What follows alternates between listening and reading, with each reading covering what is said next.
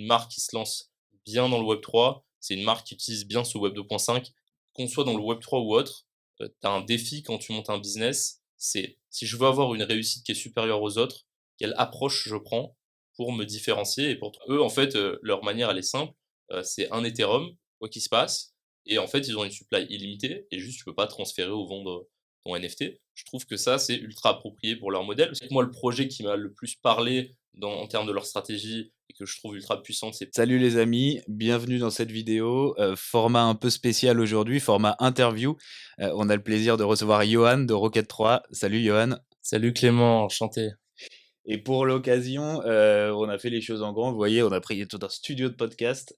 Et je tenais du coup à leur faire une petite dédicace parce que ça coûte franchement pas grand-chose, 20 euros l'heure, et c'est très cool. Donc, je recommande à tous ceux qui veulent faire un peu de contenu d'aller voir Studiomatic. Je suis pas du tout payé pour faire ça, mais voilà, je trouve que ce qu'ils font, c'est bien, et en tout cas, ça nous rend service. Donc on leur fait un petit big up. Et puis sans plus attendre, on va rentrer dans ce podcast. L'objectif aujourd'hui, c'est de parler avec toi, Johan, de marketing Web3, de techniques de growth, de partenariat avec des communautés, et de donner un maximum de clés aux gens qui nous écoutent pour faire connaître leur projet Web3, pour le faire grossir, et comme ça, voilà, être successful. Est-ce que ça te va? Bah écoute, on va essayer au maximum de donner les meilleurs tips growth du Web3 français, en tout cas. Trop bien. Eh ben, écoute, je pense que tu es la bonne personne pour le faire. Et est-ce que tu peux commencer par te présenter un petit peu, perso, d'où tu viens, ce qui t'a amené là aujourd'hui? Bah écoute, je vais me présenter assez rapidement. Moi, c'est Johan. Je viens du sud de la France pour ceux que ça intéresse. Et j'ai un parcours assez atypique, entrepreneuriat très tôt, où je faisais du dropshipping, e-commerce. Et du coup, c'est là où j'ai appris tout ce qui est relié au marketing, que ce soit l'acquisition payante avec beaucoup d'ads, le SEO, le copywriting et vraiment tous les fondamentaux du marketing. Et ensuite, il y a 3 ans, j'ai commencé à m'intéresser à tout ce qui était crypto et je pense qu'on va le voir plus en détail, mais j'ai, du coup, basculé un peu, plus, vers le web 3 et la crypto. OK, trop bien. Donc, à la base, première expérience dans le dropshipping, et après, crypto. Je coupe la vidéo ici parce qu'il y a un truc assez important que j'ai pas précisé, mais il faut s'abonner à la chaîne. Voilà. C'est ça. Trop bien. Et du coup, premières expériences en crypto, c'était quoi? Qu'est-ce qui t'a attiré? Dans quoi t'as mis les pieds en premier? Bah, comme beaucoup de choses, dans ma courte carrière, c'est souvent, une vidéo YouTube attrayante, justement un contenu un peu pushy, les 10 meilleures choses pour devenir millionnaire et cetera et je suis tombé sur un top, et dedans il y avait la crypto et donc j'ai été un peu étonné, je com enfin j'étais pas du tout, au courant de ce sujet-là, donc j'ai découvert assez tard et en fait, très vite j'ai voulu mettre, et j'ai mis tout l'argent que j'avais dedans et en fait de cette expérience-là, où je commençais à essayer de faire le trader, et tout ce qui était, lié à l'investissement, trading, je me suis dit comment je pouvais participer à cet écosystème qui était blockchain, crypto, sachant que j'étais ni, bon trader, ni développeur, ni donc une personne assez tech et hem et c'est comme ça que je suis rentré dans l'écosystème en me disant: «Il y a potentiellement quelque chose à faire avec les compétences que j'avais en marketing, en croissance, on va dire, que ce soit du coup avec, du coup les différents, canaux d'acquisition que je maîtrisais, et les méthodes marketing. Trop bien. Et alors, sur le dropshipping, tu vendais quoi? Disons que j'ai vendu beaucoup de choses, beaucoup de produits, effectivement c'était le modèle. L'idée, c'était, surtout d'essayer de trouver un produit qui comparé à la méthode de dropshipping, on va dire classique, pouvait durer un peu dans le temps. Ça a été assez dur, mais il y a un produit, c'est celui qui, on va dire, m'a rapporté le plus d'argent, c'était un sac que tu mettais dans ta voiture, pour stocker les affaires, avant que toutes les voitures aient, la sorte de rangement déjà inséré et donc avec celui-là, bah, j'ai fait pas mal d'argent et ensuite j'ai un peu shifté vers le SEO et donc je montais des sites de niche complètes, donc par exemple que sur les bots ou que sur, un certain sujet, et donc j'allais sourcer, des produits d'une même usine et c'était beaucoup plus simple et à travers ça, en fait, ça permettait de monter des business plus pérennes dans le sens où tu n'allais pas faire des sommes énormes, mais tu pouvais faire 1, 2, 3 SMIC par mois, assez facilement, on va dire, sur internet. Et bah, du coup, donc tu as une boîte, maintenant dans le Web3, Rocket 3.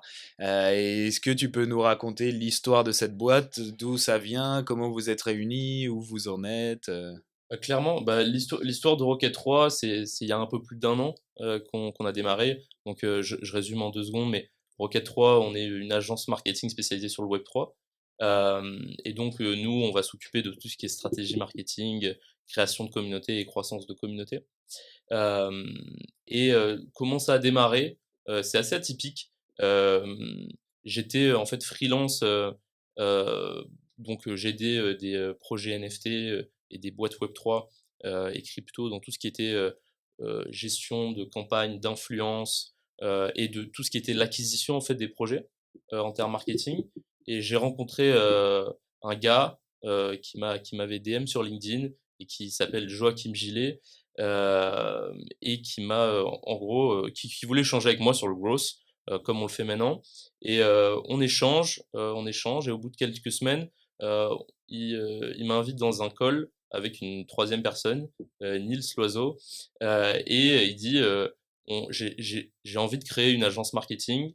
Donc moi, j'avais aussi l'ambition de créer une agence marketing autour du Web3, étant donné que je voyais l'opportunité et le besoin, qu'il y avait dans ce marché. Et donc il nous réunit, on est dans un Zoom. Je connais à peine Joe et Nils, je l'ai jamais vu. Et il dit, «Les gars, j'ai une idée, je vous ai trouvés tous les 2. Je trouve que vous êtes ultra complémentaires. Je pense qu'on peut monter cette boîte ensemble». Et on a eu, 2 heures, 2h30 de call, et à la fin de ce call, on a démarré Rocket 3. Trop bien, hyper cool. Bah, écoute, tu vas pouvoir nous en dire plus sur, sur un petit peu l'approche, marketing que vous avez. Moi, ce que je trouve assez fascinant dans cet écosystème, c'est que, il faut tout revoir, d'un point de vue marketing. On va y revenir en détail. Bon, il y a des choses qui se reprennent, mais globalement, les codes sont pas du tout les mêmes, les canaux sont pas les mêmes, les façons de faire des partenariats sont pas du tout les mêmes. Et c'est vrai que moi, ça fait, une dizaine d'années que je fais du marketing en gros, et je me retrouve là dans le Web3 à, entre guillemets, tout réapprendre avec des gens, beaucoup plus jeunes que moi, bah, toi par exemple. Et c'est vraiment très kiffant. Et du coup, tu vas pouvoir nous en dire un peu plus. Et avant ça, donc, vous êtes, réunis, sur Rocket 3.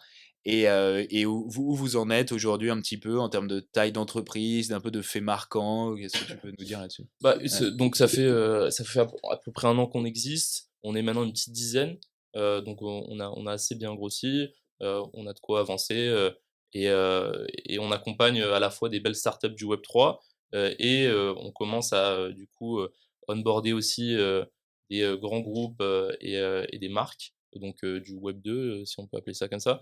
Donc voilà, on a, une dizaine de clients, chaque mois, avec qui on avance, et on grossit, doucement. Sur la dizaine de personnes, c'est quoi un peu les types de postes, du community manager, du plus de la pub, Ouais, payante? c'est intéressant comme question. C'est une question sur laquelle on a beaucoup réfléchi, donc surtout avec mon associé Nils qui va s'occuper beaucoup plus, c'est le CEO de la boîte, donc de tout ce qui est structure, process et cetera. Et maintenant, on va dire que la team, c'est un peu un commando marketing, Web3. Donc on va avoir un gars qui est spécialisé justement dans les partenariats avec les communautés, et donc lui, sa spécialité, c'est monter les stratégies là-dessus, de reach out aux communautés, de finaliser ses partenariats. On va avoir, un head of Web3 qui lui, va être, celui qui va centraliser et réunir un maximum d'infos sur le Web3, les derniers projets successful, les dernières stratégies.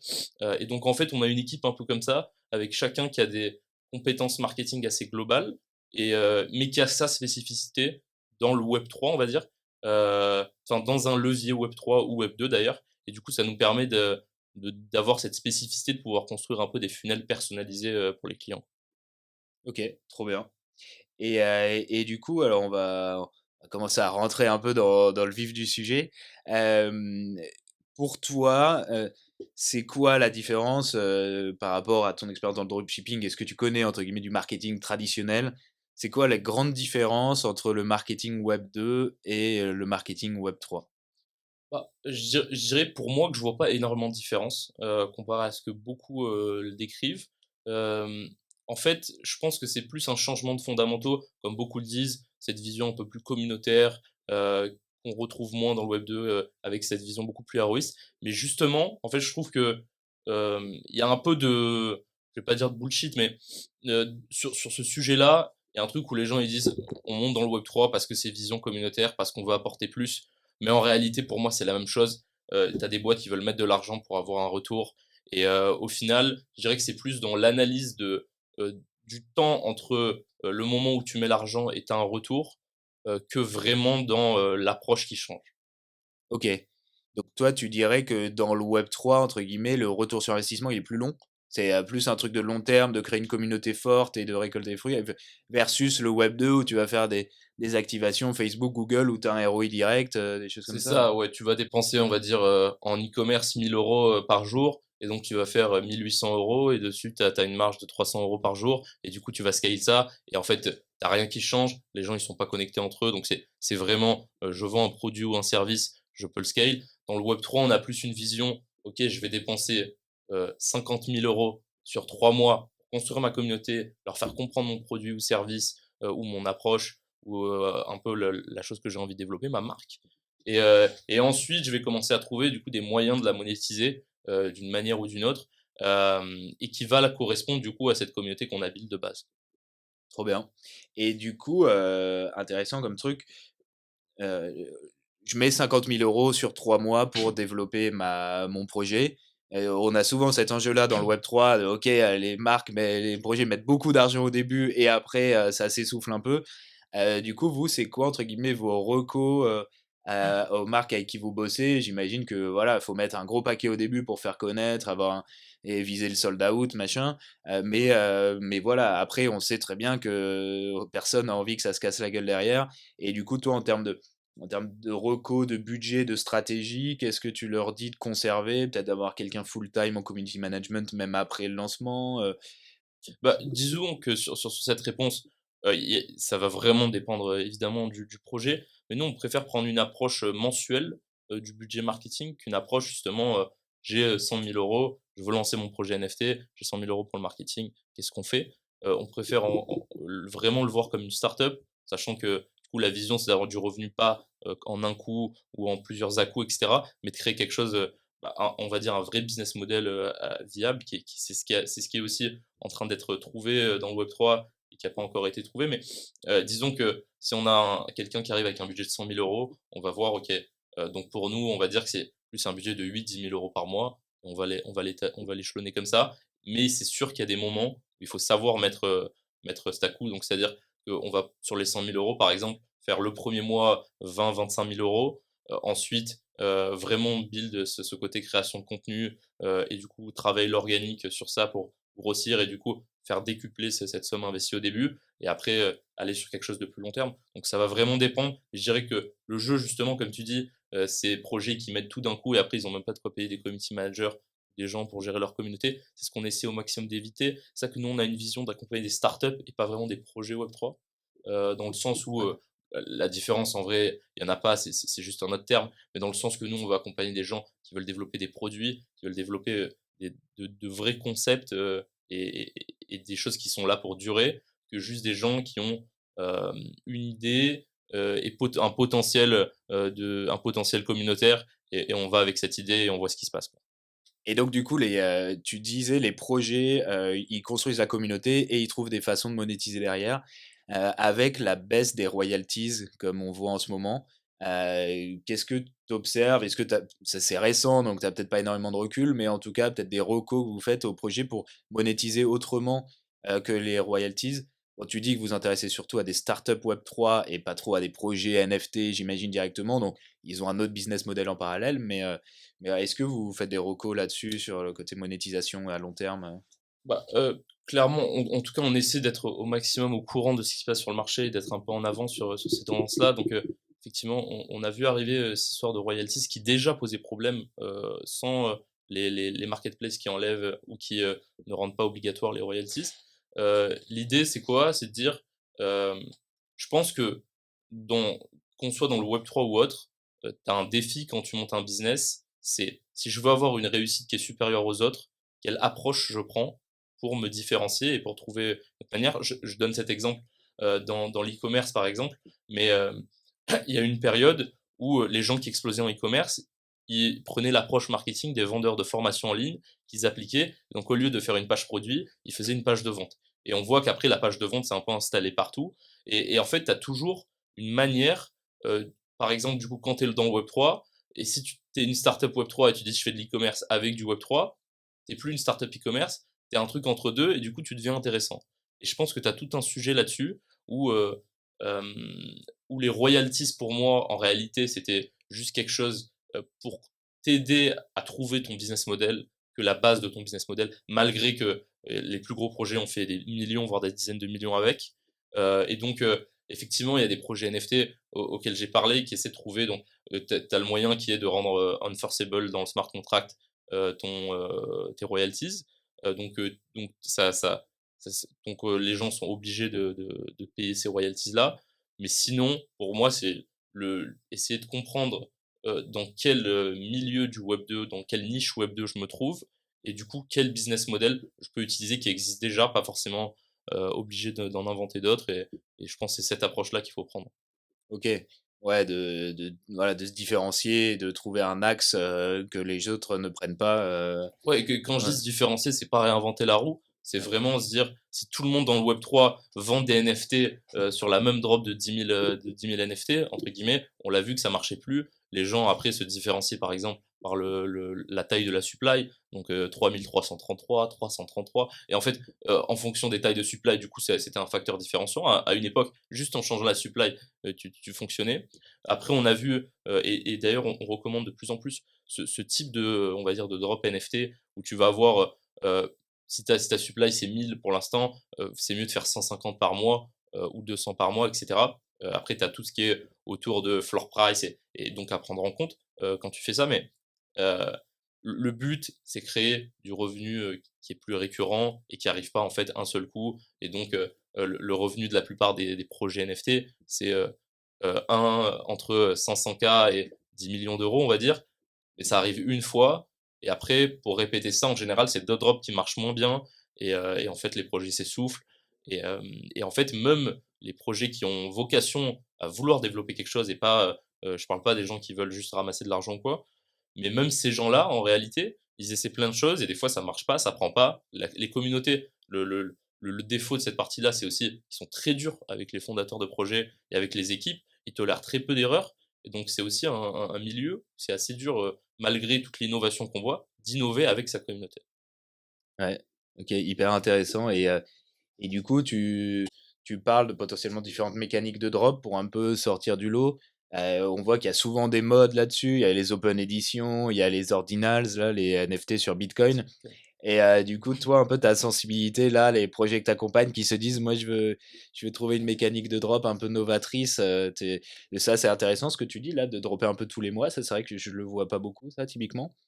Et tu conseilles quoi comme chose relativement simple mais qui sort du lot? Je sais que c'est pas évident comme question, tu vois, mais des choses que tu as vues dernièrement peut-être? Ouais, on va dire, c'est pas forcément dernièrement, mais par exemple, si on prend, je vois beaucoup de, je vais prendre cet exemple-là, mais les SaaS dans le Web3, donc des tools, des logiciels, etc., qui sont pour les traders d'NFT, pour plein de sujets. Et en fait, ces gens-là, ils vont se dire, ok, sachant que je suis dans les NFT, je dois faire une drop NFT pour mon projet. Et si il y a un business model là-dessus que j'avais trouvé très intéressant, c'était Premint, donc le tool qui permet de créer des pages où les gens connectent leur Twitter, wallet, etc. Avant un mint ou avant une étape importante d'un projet. Bah, eux, en fait, leur manière, elle est simple. C'est un Ethereum, quoi qu'il se passe. Et en fait, ils ont une supply illimitée et juste, tu peux pas transférer ou vendre ton NFT. Je trouve que ça, c'est ultra approprié pour leur modèle parce que s'ils avaient fait une drop de 3000 NFT, c'est-à-dire qu'au bout de 3000 NFT, comment tu fais tu réinventes des passes qui ont un différent sens alors que ton tool s'il marche, tu as un produit market fit sur ton sur ton produit. Et, et je trouve en fait que c'est plus cette approche-là qu'il faut prendre. Qu'est-ce qui va me rapporter le plus d'argent finalement, puisque c'est ça que tu cherches. Et donc si c'est de dropper une première fois une grosse collection parce que tu as un momentum, parce que tu vois que les gens ils ont de l'argent à ce moment-là dans ta communauté, fais-le. Si tu vois que les gens en ont pas, ils attendent un momentum, ils attendent un premier produit, n'hésite pas à faire un free mint et après voir ce qui se passe, peut-être une petite supply, rassemble tes hardcore fans et je pense que c'est vraiment c'est là-dessus. Moi, j'ai donné un exemple avec la répartition des supplies, un autre exemple avec Premint. Je pense qu'il y en a vraiment énormément, en réalité, beaucoup plus qu'on croit. Mais par exemple, il y a un projet qu'on avait accompagné sur lequel on a fait un truc où en fait, tu n'avais pas de page de Mint et en fait, il fallait donc remplir un formulaire, et donc ce qu'avait fait Youth, etc., qui avait très bien marché. Ce côté, tu remplis un formulaire, on t'accorde le mint ou pas, et pour des communautés assez fermées sur des sujets spécifiques, tu as besoin pour le coup, pour que ta communauté marche, que la communauté soit vraiment gatée, et donc, enfin vêtée plutôt, et donc avec des gens qui correspondent à un sujet ou à une niche précise. Bah là, pour le coup, en fait, tu adaptes ton business model pour moi, enfin, ta drop stratégie à ton business model et à ton produit, quoi. Ok, non, trop bien. Et donc, tu as dit un truc intéressant, tu as dit tu rassembles tes premiers hardcore fans, machin. Et ça, je pense effectivement que c'est assez clé dans n'importe quel projet d'ailleurs, Web 2, Web 3. Et du coup, toi, concrètement, quand tu accompagnes un projet et qu'il commence à avoir un début d'audience, les premiers hardcore fans, justement, tu les rassembles où? Est-ce que c'est sur Discord, sur Twitter, sur WhatsApp, machin, enfin, comment concrètement tu Euh, conseilles de faire ça? la vision qu'on a avec la plupart des projets qui correspondent au marché, c'est le canal d'acquisition principal, c'est Twitter, et le canal de rétention principal, c'est Discord. Mais ça, c'est pour les projets qui s'attaquent au Web3. Donc, si tu cherches à attirer une communauté vraiment Web3, je pense que c'est la stratégie la plus cohérente par rapport à où sont les gens et les habitudes qu'ils ont journalières. Maintenant, donc ça c'est en termes de canaux pour moi, c'est on va dire Twitter et Discord les 90% des projets Web3 euh, des startups qui s'attaquent au Web3. Et la question c'était euh, Comment tu les réunis? Comment tu t'animes ce petit noyau dur du début pour, je sais pas, leur donner des avantages, faire en sorte qu'ils partagent le truc?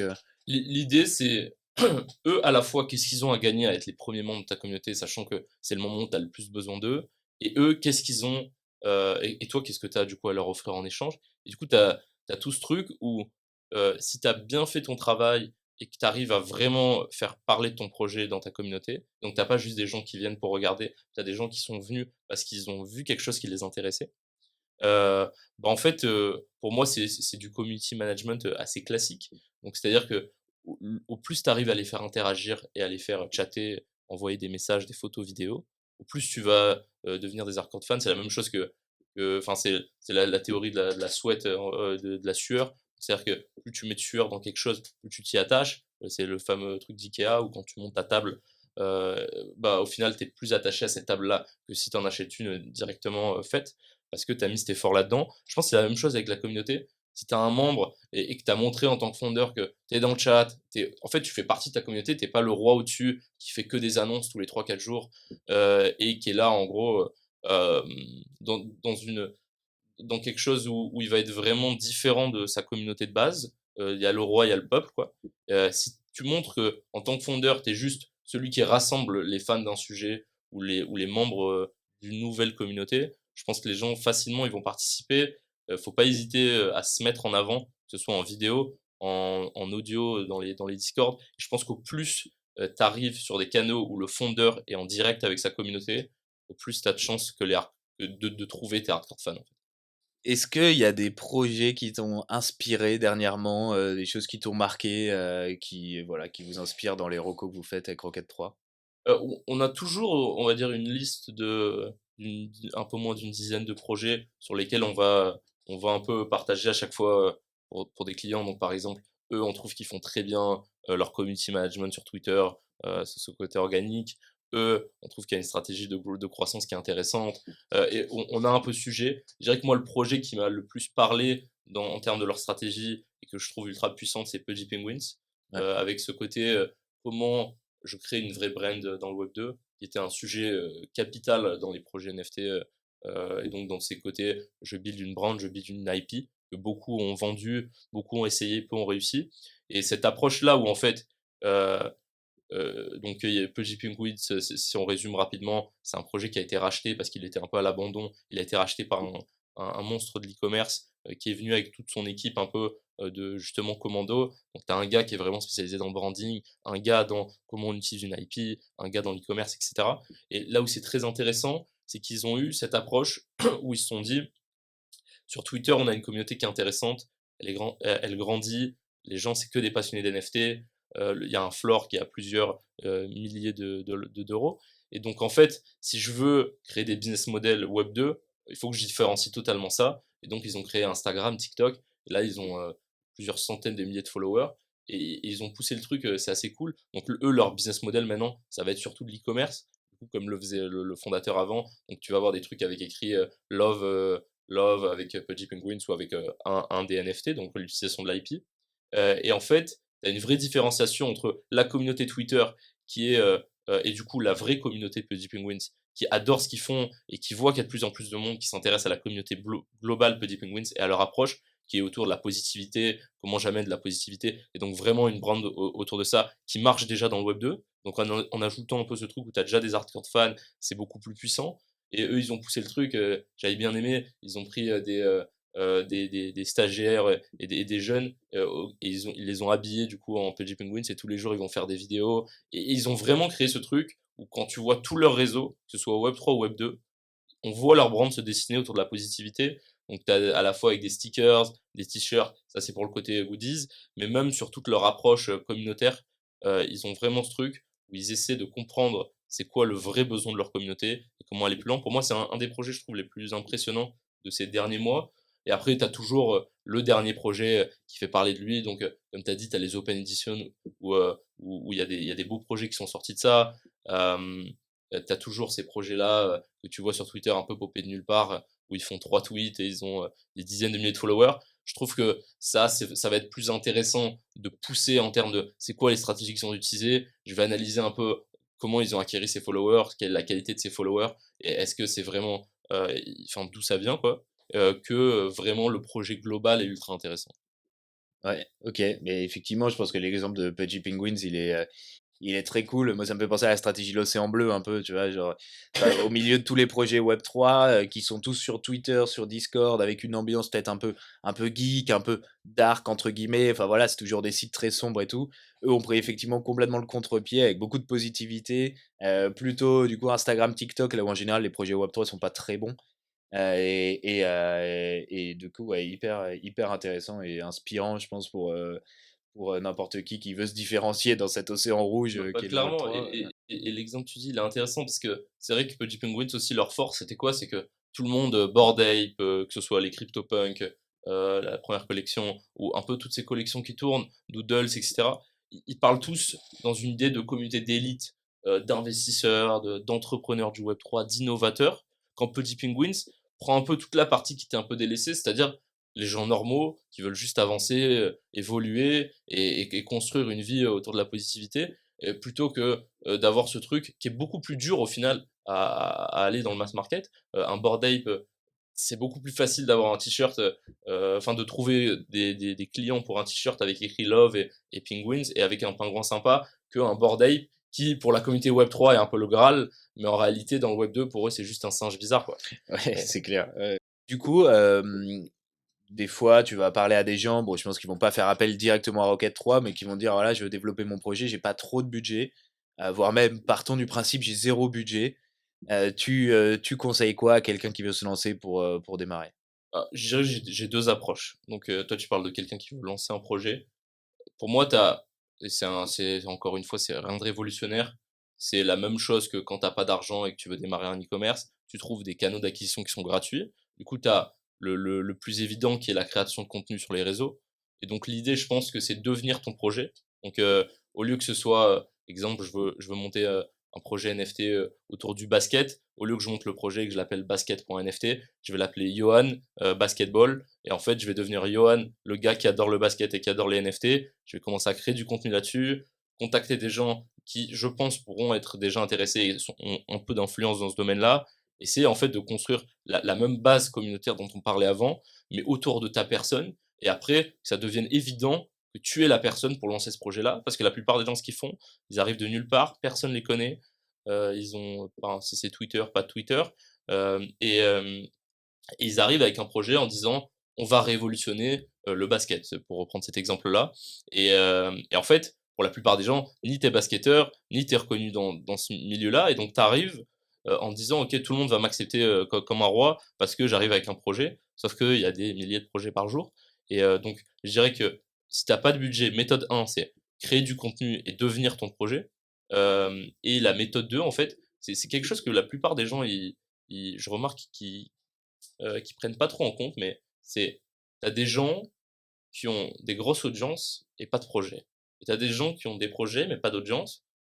Pour moi, en fait, l'idée, c'est trouver l'influenceur, le créateur de contenu, le gars qui a déjà l'audience, la visibilité ou les connexions intéressantes pour ton projet, et dire, ok, moi, je t'apporte toute cette expertise produit métier, toi, tu m'apportes cette produit audience. Et en fait, c'est comme ça qu'on monte une startup n'importe où, quoi. T'as le tech guy, t'as le marketing guy, et en gros, en général, enfin, le business guy. Et donc, t'associes les deux. Pour moi, c'est une des manières les plus simples, si t'as pas de budget, de construire quelque chose. Trop bien. Ouais, c'est intéressant ce rapport entre la tech et l'influence, parce qu'en fait, c'est les deux leviers intéressants pour construire des projets. Et effectivement, de s'associer, enfin, de considérer potentiellement comme un associé quelqu'un qui, au début du projet, partagerait son influence. Ok, bah écoute, tous ceux qui nous écoutent et qui n'ont pas de budget, faites ce que Bah, dit Johan, créez du contenu et en marque propre, enfin en votre nom, et allez vous entourer par des gens qui ont de l'influence. Bah, même si je peux rajouter quelque chose là-dessus, il y a encore une fois dans une autre niche un truc intéressant, c'est Taplio, le tool LinkedIn qui a été racheté Ouais, par Lemlist. Ces gars-là ont fait ça. Je me rappelle plus leur nom, désolé, mais donc les fondateurs de Taplio, ils sont allés voir donc c'est totalement Web 2, c'est un tool pour aider les créateurs de contenu sur LinkedIn. Et eux, ils sont allés contacter, je crois, entre trois gros influenceurs Twitter qui parlaient tech, qui parlaient optimisation de contenu sur le Twitter et LinkedIn, etc. Pardon, c'était donc Taplio et TweetHunter. Du coup, c'est à peu près le même principe, aider à créer du contenu à la fois sur Twitter et l'autre c'est sur LinkedIn. Et donc en fait, ils sont allés voir un gars qui avait plusieurs dizaines de milliers de followers, des gens qui étaient vraiment le type client. Et en fait, ils sont allés le contacter de base pour un partenariat. Il se trouve qu'en fait, il est devenu associé du projet, et ça leur a permis de quasiment, je crois, dépenser zéro en marketing sur toute jusqu'à 1 million d'ARR, et donc d'annual recurring revenue. Et donc ça a montré en fait que peut-être que t'aurais payé cet influenceur et deux trois, ça t'aurait coûté plusieurs dizaines de milliers d'euros. Tu sais pas le retour que ça a fait. Et là, lui, tous les jours, il va en parler. Il a déjà une communauté qui correspond. Et en fait, c'est explosif. Et c'est comme ça, je pense qu'ils ont réussi à dépasser aussi leurs concurrents. Après, avec un bon produit, bien sûr, mais ça montre en fait cette complémentarité et aussi le fait que du coup, tu peux te concentrer sur ton produit. quels canaux d'acquisition tu recommandes dans les deux cas de figure un petit peu? Moi, j'ai une boîte Web3 que je veux populariser, j'ai une application Web3, mais je veux toucher le grand public. Donc, comment, un peu par quels moyens je passe? Et l'autre cas de figure, donc moi j'ai une boîte Web2, je suis une grande marque par exemple, et je veux contacter la communauté Web3. Est-ce que tu peux définir les grandes lignes un peu de ces deux cas de Ok. figure? Donc le premier cas, c'est donc j'ai un produit qui utilise le Web3 et je veux toucher donc du mass market, pas forcément des gens aware de la crypto ou du Web3. Ouais, Les canaux d'acquisition pour moi, du coup, c'est ultra Web2. Et donc nous, ce qu'on va faire, c'est aller sur du media buying, donc de l'ads, sur Facebook, Twitter, donc enfin le réseau Meta, Twitter, Google, en fait les réseaux classiques. Et donc en fait, l'idée c'est ton projet Web3, si tu veux en parler à du Web2, en réalité, c'est pas un projet Web3, c'est un projet qui utilise le Web3. Et donc, en fait, tu peux avoir une tech Web3 et que la plupart des gens n'en aient pas connaissance, comme l'exemple que tout le monde cite, mais qui est très réussi, c'est Sorare, où tu prends connaissance de la crypto qu'au moment où tu retires tes gains, et donc au moment où en fait tu es obligé d'en prendre connaissance puisque tu veux récupérer ton argent, et sur toute l'autre phase, tu rentres juste un mail. Et donc en fait, pour moi, tu as d'abord l'approche comment je construis mon funnel pour accepter du Web 2. Donc, est-ce que je suis prêt vraiment à prendre des gens qui sont pas dans la crypto? C'est-à-dire que, en gros, aucune friction, pas de MetaMask, pas de wallet, vraiment le même principe que sur une startup Web 2. Donc, je rentre un mail, je crée un compte potentiellement ou non. Donc, c'est d'abord comment je construis ce funnel-là. Et après, en fait, du coup, si je construis un funnel qui est le même qu'une startup Web 2, pourquoi je pourrais pas utiliser les mêmes canaux d'acquisition? Et donc, pour moi, ça va être principalement l'ADS et l'email marketing, je dirais, qui sont les meilleurs canaux pour convaincre ça. Et pareil, du coup, si je veux aller convaincre un mass market, peut-être que c'est Twitter, c'est pas forcément la base de ton projet, si on parle de vraiment du B2C, on va dire.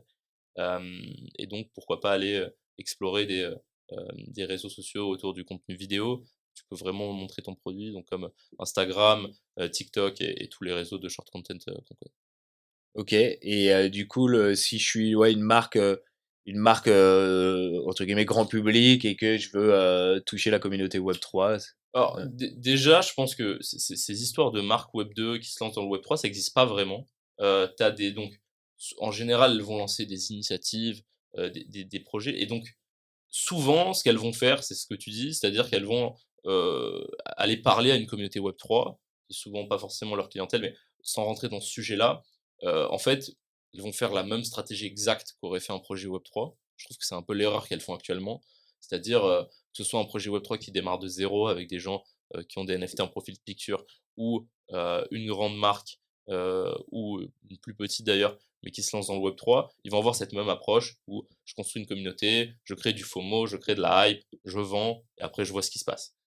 Donc les canaux finalement, c'est les mêmes, que ceux dont on a abordé avant, Discord, et Twitter et en fait, nous on va souvent, et de plus en plus d'ailleurs, nous on a une approche assez web 2.5 du marketing, chez Rocket 3, dans le sens où l'idée c'est pas de dire, heu, on oublie tout ce qu'on a vu du marketing ces 10 dernières années et il y a plus que, les influenceurs NFT, les partenariats et hem et tout ce qui est autour du community building. Mais comment on construit le meilleur funnel en rejoignant les 2 bouts, donc c'est-à-dire en ayant une campagne d'acquisition qui a le meilleur, coût par, qui a le meilleur coût par nouveau follower et de l'autre côté, comment on va du coup, renforcer la crédibilité, l'awareness de la marque avec de l'influence, des médias web 3 et cetera. Et donc en fait, je pense qu'une marque qui se lance bien dans le web 3, c'est une marque qui utilise bien ce web 2.5, qui à la fois déjà utilise son expérience et ce qu'elle connaît de ses coûts d'acquisition de base, et de l'autre côté qui arrive à insérer ce côté communautaire, et cette approche, on va dire, où, je développe avec et pas pour forcément, même si tu gardes, ce leadership sur ta communauté.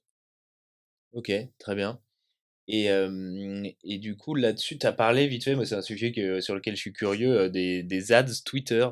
Est-ce que tu as du retour d'expérience là-dessus? Est-ce que tu recommandes? Est-ce que ça marche? Yes, retour, t très rapidement, donc bon, l'Ads Twitter, c'est assez classique. Pour le web 2 n'aime pas l'Ads Twitter parce qu'il est, moins évident à targeter, à avoir des KPI plus précises que sur Meta et l'algorithme est un peu moins bon, puisqu'il y a moins d'argent dépensé là-dessus. Pour le web 3, je le recommande, on va dire, dans plus de 90 des cas, pour une simple raison, que c'est une des seules sources d'acquisition, réelles d'acquisition. C'est-à-dire que tu peux payer des influenceurs, hem, tu peux faire, des partenariats, tu peux faire beaucoup d'actions, mais en fait, on va dire que c'est plus pour, construire ta crédibilité, le fait que, voilà, tel influenceur, il a accepté de parler de moi, donc ça veut dire que mon projet est sérieux, et en fait, le Twitter Ads, c'est un des seuls où tu peux créer de la croissance. C'est-à-dire des gens qui vont te follow, des nouvelles personnes, un moyen traquage, je dépense tant d'euros, j'ai un coût par follower de temps. Donc moi, je trouve que c'est une des meilleures sources d'acquisition en réalité, même pour parler à une audience très web 3, et du coup, tu dois forcément la faire, la faire converger avec ce que je disais, plutôt autour de la crédibilité, de l'awareness, avec, d'autres moyens comme faire des space Twitter. En fait, tu peux faire de l'Ads qui redirige sur, le te prévenir pour, le space Twitter et du coup rassembler beaucoup de gens, sur un même space et du coup les convaincre et les convertir là-dessus.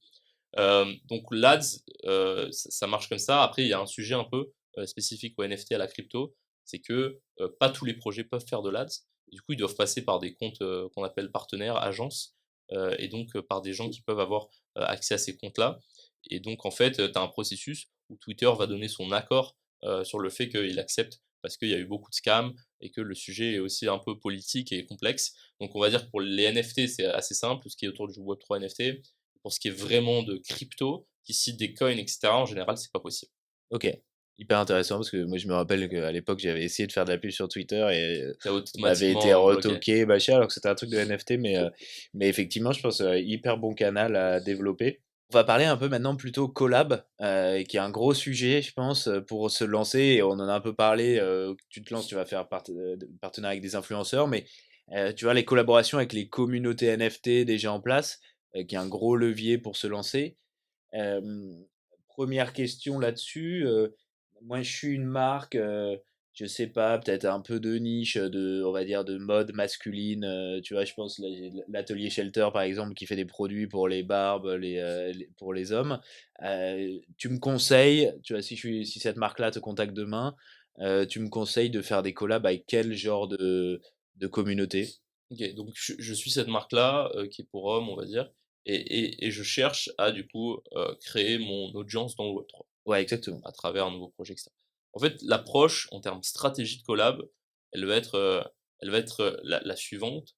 Où est-ce que les gens, qui sont des gens déjà clients de ma marque se retrouvent dans le Web3? Quelles sont les communautés qui sont le plus autour, de la virilité, et qui retrouvent le plus d'hommes qui sont intéressés par, du coup, le fait d'être bien habillé, bien entretenu et cetera et donc je vais dresser une liste de 50-100 projets là-dessus. En fonction du type de projet derrière, est-ce que ça l'idée c'est de lancer un freebie, donc quelque chose de gratuit. L'idée c'est de lancer un truc petite communauté mais très cher et cetera. Bah, je vais en fait targeter les communautés qui ressemblent à ça. Donc je vais trier par floor price, je vais trier par, supply. En fait, je connais aussi du coup ces communautés-là, donc je vais savoir laquelle matcherait le mieux avec ce genre de projet et soit tu as une approche, je pense de départ qui est: je fais un maximum de collab avec ces communautés parce que comme ça je vais piocher dans leur source de communauté en apportant de la valeur et cetera, en faisant potentiellement des giveaways. Il y a d'autres moyens d'en faire, en organisant des spaces ensemble, en allant, pitcher dans leur Discord et présenter le projet. Et en fait, je pense que l'idée, si je suis une marque comme ça, en tout cas si je fais le marketing de la boîte, c'est de dire: «OK, est-ce qu'il y a pas une collab très forte avec une marque Web3?» Sauf que moi je suis déjà reconnu dans le Web2, qui ferait sensation et donc de se dire: «OK, il y a telle communauté là, c'est avec elle potentiellement que je veux créer une première capsule, une première expérience qui va du coup convaincre le Web3 que j'ai une vraie approche Web3». OK, trop bien. OK, du coup, donc j'ai identifié une communauté et combien ça coûte en général ces partenariats? Quel est l'échange, financier qu'il y a derrière, Disons que la plupart du temps, ce que ça te coûte, c'est du temps, beaucoup de temps. Donc, à la fois trouver le contact de cette communauté, avoir, du coup bâti ce sérieux qui permet à l'autre communauté d'être intéressée de faire un partenariat. Pour moi, c'est surtout du temps.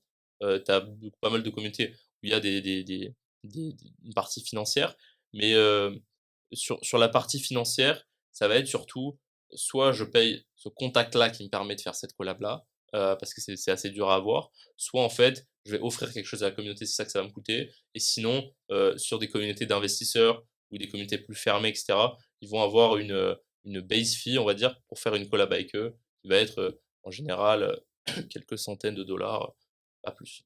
OK, trop bien. Ouais, c'est en gros, ces communautés-là, ce qui les intéresse, c'est surtout, je pense, le matching et la valeur que ça apporte à la communauté plutôt que vraiment l'incentive financière, Exactement. à court terme pour le gestionnaire de la communauté. Du coup, chez Rocket 3, vous avez combien de, entre guillemets, «de communautés partenaires», avec qui vous travaillez et que vous pouvez présenter à vos clients? Bah, notre rôle, en fait, c'est justement de les avoir, on va dire, toutes. Donc nous, on en a plusieurs centaines, voire milliers de communautés. Donc en fonction de la zone, parce que tu vas avoir des centaines de communautés en Asie, par exemple, dans des communautés qui parlent que espagnol, et cetera et dedans, plein de sous-communautés. En fait, c'est des centaines, voire des milliers de communautés, auxquelles on a accès et nous, en fait, dedans, comme je disais, on a un head of partenariat et ce head of partenariat, dedans, il a sa team et dedans, en fait, tu as des gens qui vont être spécifiques, sur les communautés, NFT, d'autres plus crypto, d'autres qui vont avoir une approche où ils sont spécialisés par, région. Donc comme je disais, l'Asie qui est spécifique, donc on comprend pas trop, forcément, comment marchent les communautés là-bas. Et donc en fait, nous, grosso modo chez Rocket 3, on a accès à n'importe quelle communauté, que ce soit les plus blue chip, Bored Ape, Doodles et cetera et toutes les alphas qui tournent autour d'elles, aux communautés, plus nichées, des DAO, et cetera.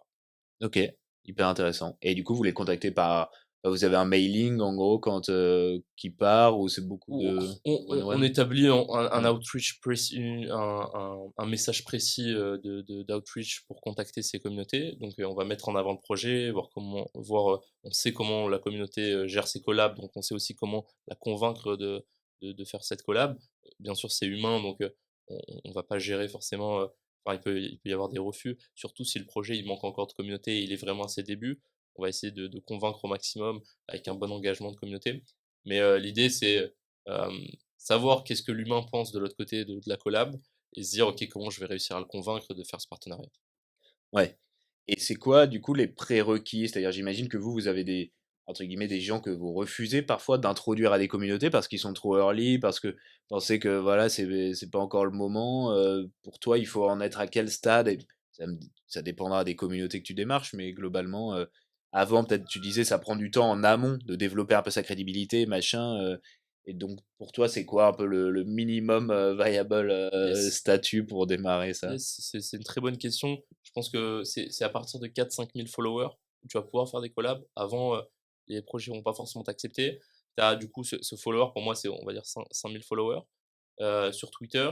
Et en fait, l'idée, c'est aussi que si tu moi, je conseille au début aux communautés de créer leur Twitter et pas encore leur Discord quand ils ont pas encore. Enfin, ça sert à rien d'avoir un Discord avec 10 personnes. Au contraire, ça montre un peu la fragilité de ton projet à l'heure actuelle.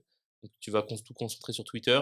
Le but, c'est d'avoir 5 000 followers et un engagement qui est cohérent. Donc, 50, 70 likes sur tes posts, de montrer qu'en gros, il y a vraiment quelqu'un de l'autre côté. Et du coup, je vais pas envoyer ma communauté n'importe où. Et il y a un minimum de trust. Tu as des communautés qui vont plus ou moins pousser le curseur là-dessus. Donc, je dirais que c'est ça le problème des projets très early. Tu dois vraiment build cette base. C'est là où tu vas devoir potentiellement dépenser ou non de l'argent, mais dans cette idée-là.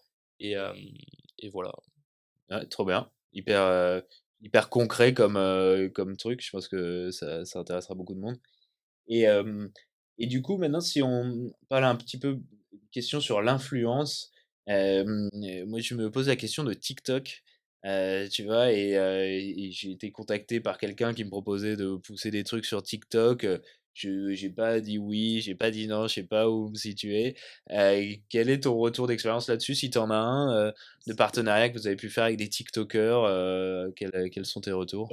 Déjà, c'est tu devrais accepter des partenariats pour faire rentrer un peu de TikTok money, mais outre ça, je pense, nous, on a fait des partenariats, surtout, il y a quelques mois, avec des TikTokers. L'idée, c'est nous, on a une approche beaucoup plus, héroïste, comme je te disais, c'est ça qu'on essaie de véhiculer, dans le Web3. C'est-à-dire que nous, le but, c'est d'avoir un coût d'acquisition qui est calculé, qui dit: «OK, mon nouveau follower, il me coûte entre 1 et 2 dollars. Tel le coût du gars qui rentre dans mon Discord, il coûte tant, et après j'optimise en gros chaque KPI, chaque métrique. Et donc en fait, le TikToker pour moi, comme je disais, c'est plus de la visibilité que de l'acquisition, dans le sens où ça va être plus pour build de l'awareness. Tu un mec qui fait une vidéo, qui explique un peu, tu rentres un peu plus concrètement dans le produit. Donc je pense que l'idée d'utiliser des vidéos avec des TikTokers, des gens qui font du contenu même sur YouTube par exemple, ça va être de plus faire rentrer les gens dans c'est quoi vraiment ce projet-là. Et donc ce côté, je comprends le projet en 5 minutes et pas en 10 secondes. Et donc c'est ça l'intérêt, c'est que potentiellement du coup tu peux réutiliser, tu fais une vidéo TikTok pour moi, pour mon projet, je vais la réutiliser sur mon Twitter du coup rajoutant du texte dessus, et en montrant qu'il y a des gens qui parlent de mon projet. Et du coup c'est beaucoup plus facile de comprendre un projet en vidéo qu'en texte, etc. Et donc je pense que c'est intéressant pour la qualité du contenu qu'il peut avoir, mais pas forcément pour les retours que tu vas avoir dessus, parce que l'acquisition va être très pauvre, sachant que le public est pas forcément, même sur des gars qui parlent que crypto, soit ça fait très peu de vues, soit ça va pas être une audience qui est vraiment dans le Web3.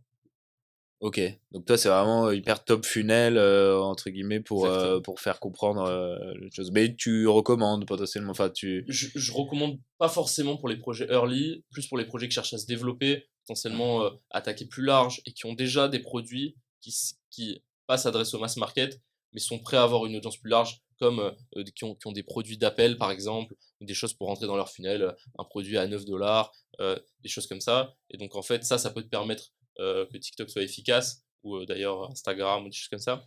Mais sinon, concrètement, si tu veux de l'acquisition et des nouveaux clients, je pense pas que c'est là où tu devrais mettre ton argent. OK, top. On arrive vers la fin de cette vidéo. Avant qu'on se quitte, est-ce que tu peux recommander à ceux qui nous écoutent, 1 ou plusieurs, créateurs de contenu, des personnalités à suivre pour justement, être un peu à la pointe, évidemment, à part vous chez Rocket 3, et d'ailleurs tout le monde allez suivre Yoann, notamment sur LinkedIn qui partage des très bons conseils. Mais voilà, ceux qui vous inspirent vous, pour, savoir un peu ce qui se fait de mieux en termes de marketing, Web3. Donc là, Johan va nous donner les créateurs de contenu qui l'inspirent le plus. mais je vous vois venir, vous allez regarder ça et après c'est la fin de la vidéo, vous allez quitter la chaîne sans vous être abonné et ça se fait pas. Donc abonnez-vous. Disons en termes de création de contenu, donc j'imagine c'est plutôt FR la vision ou c'est assez global? Les deux, je pense que l'inspiration, les nouvelles modes viennent surtout des Ouais, États-Unis, donc clair. je pense que C'est clair. Je pense que pour la création de contenu, j'ai pas de créateur de contenu phare dans le Web3 que je suis. Je trouve que déjà en France, on a des podcasts intéressants. Moi, je suis très contenu vidéo, donc des podcasts intéressants comme le Crypto Daily, qui fait du contenu journalier, qui va récap vraiment l'actu très rapidement. Sur Twitter, pour moi, c'est là où tu as l'actu un peu la plus poussée sur le Web3, donc avec des gens qui font des threads, etc. Donc moi, ce que je vais suivre, c'est on va dire les gens les plus gros, mais nichés, donc comme par exemple NFT Lama, qui propose toujours des innovations sur ses projets, des nouvelles approches. Je vais avoir Frank D. Godz, du coup, que tout le monde connaît avec ses projets, qui toujours montre une patte de comment grossir des communautés, comment créer ces communautés-là. Euh, et je pense que c'est ça. J'ai pas vraiment de personnes phares. Et sinon, après, c'est plus des gars autour de la crypto, comme Alex Baker, ces gros influenceurs-là qui ont toujours, et c'est ça qui m'intéresse moi vraiment, en fait, plus que connaître tous les projets du Web3, mais m'intéresser aux gens qui créent vraiment cette innovation, ces nouveaux business models, et c'est plutôt vers ces personnes-là que je vais. trop cool. Bah, merci pour toutes ces recos. Il y en a plein que je connais pas, donc je vais aller les suivre et puis je mettrai tous les noms et les liens en dessous pour que tout le monde puisse aller les voir. Merci beaucoup, Johan. C'était hyper cool. J'ai appris plein de choses encore. J'espère que ceux qui nous regardent ont également appris plein de choses. Allez suivre Johan et Rocket 3. Et merci beaucoup et puis à bientôt. Ben, merci beaucoup à toi pour ce passage et super contenu aussi sur LinkedIn de Clément avec un fameux post qui a explosé, un des plus gros posts de l'année dernière si je me trompe pas. Ouais, je pense en tout cas sur un sujet NFT, ouais, je crois que Jean-Marc Jancovici font des plus gros posts, mais ouais, sur les NFT, il a été pas mal. Bah, merci beaucoup, Johan, Merci à et toi. très bonne journée, à bientôt.